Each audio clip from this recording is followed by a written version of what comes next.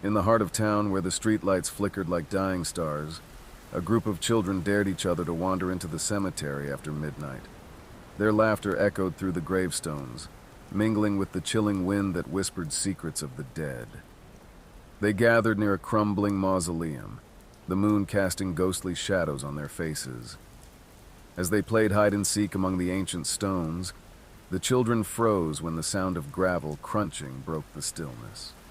An old, rusty blue truck appeared at the cemetery entrance, its headlights cutting through the darkness like a knife.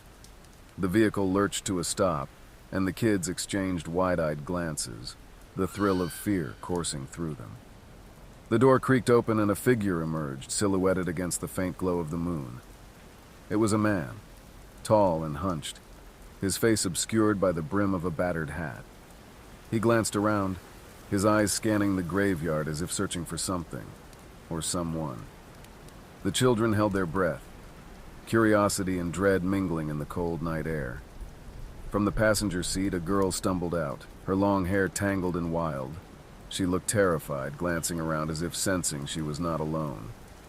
The man approached her slowly, his gait deliberate and menacing.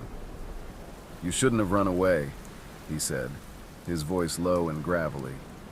The children crouched behind a tombstone, their hearts pounding. Suddenly, the girl tried to flee, darting toward the nearest exit, but the man grabbed her arm, pulling her back with a force that made her cry out. The sound echoed in the stillness, a desperate plea for help. The children watched in horror, frozen by fear as the man yanked her closer. He whispered something in her ear, his voice barely audible, but the children could see the terror in her eyes. Then it happened, a flash of metal glinting in the moonlight. The man's arm moved with a swift, violent motion. The children gasped, their hands covering their mouths as the girl collapsed to the ground. The realization hit them like a cold wave.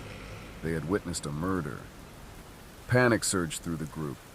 They turned to run, hearts racing, but in their haste, one of them stumbled, sending a cascade of stones clattering to the ground.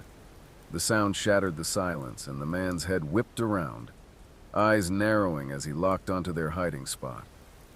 The children scattered, fear propelling them forward, but it was too late. The man was on them in an instant, his presence looming like a dark cloud. They could see the fury in his eyes, a predator sensing its prey. He shouted, voice booming, "Get back here!" One by one, the children were caught, dragged back into the shadows of the cemetery, where their laughter once filled the air. As the man closed in, the moon dimmed, and the whispers of the graveyard grew louder, drowning out their cries. The last thing they saw was the rusty blue truck, the door swinging shut, the man's silhouette blocking out the light. In the early hours of dawn, the cemetery stood silent once more, the only witnesses to the night's horror, the tombstones, standing tall and indifferent. The children were gone, and with them, the echoes of laughter that once danced among the graves.